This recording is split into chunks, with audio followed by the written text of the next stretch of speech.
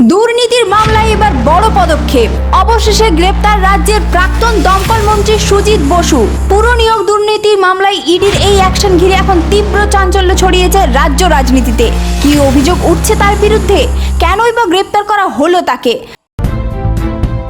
নমস্কার বন্ধুরা, আপনারা দেখছেন voice of Bankura, presented by J3S institute, বাঁকুড়ার অন্যতম নির্ভরযোগ্য স্পোকেন ইংলিশ একাডেমি। পুরসভা নিয়োগ দুর্নীতি মামলায় অবশেষে ইডির হাতে গ্রেপ্তার হলেন রাজ্যের প্রাক্তন দমকল মন্ত্রী তথা তৃণমূল নেতা সুজিত বসু। সোমবার সকালে সিজিও কমপ্লেক্সে ইডির দপ্তরে হাজিরা দেন তিনি। তারপরই শুরু হয় দীর্ঘ জিজ্ঞাসাবাদ। প্রায় 10.5 ঘন্টা ধরে চলে ম্যারাথন জেরা, আর রাত বাড়তেই সামনে আসে বড় খবর, গ্রেপ্তার করা হয় সুজিত বসুকে।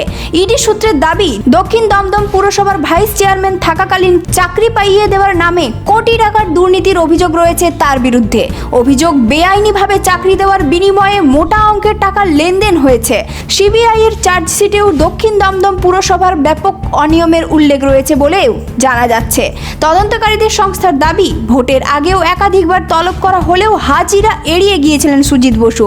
পরে হাইকোর্টের নির্দেশে ইডির দপ্তরে হাজিরা দেন তিনি, তবে এরপর ফের ডাকা হলে আবারও অনুপস্থিত ছিলেন বলে অভিযোগ। অবশেষে সোমবার ইডি অফিসে হাজিরা হতেই শুরু হয় টানা জেরা। ইডি সূত্রে আরও খবর, জিজ্ঞাসাবাদের সময় একাধিক প্রশ্নের স্পষ্ট উত্তর মেলেনি।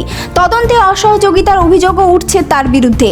তারপরই গ্রেপ্তারের সিদ্ধান্ত নেয় এনফোর্সমেন্ট ডিরেক্টরেট। এই ঘটনাকে ঘিরে ইতিমধ্যে শুরু হয়েছে রাজনৈতিক তরজা। বিরোধীদের দাবি, দুর্নীতির তদন্ত আরও দ্রুত ও কড়াভাবে হওয়া উচিত।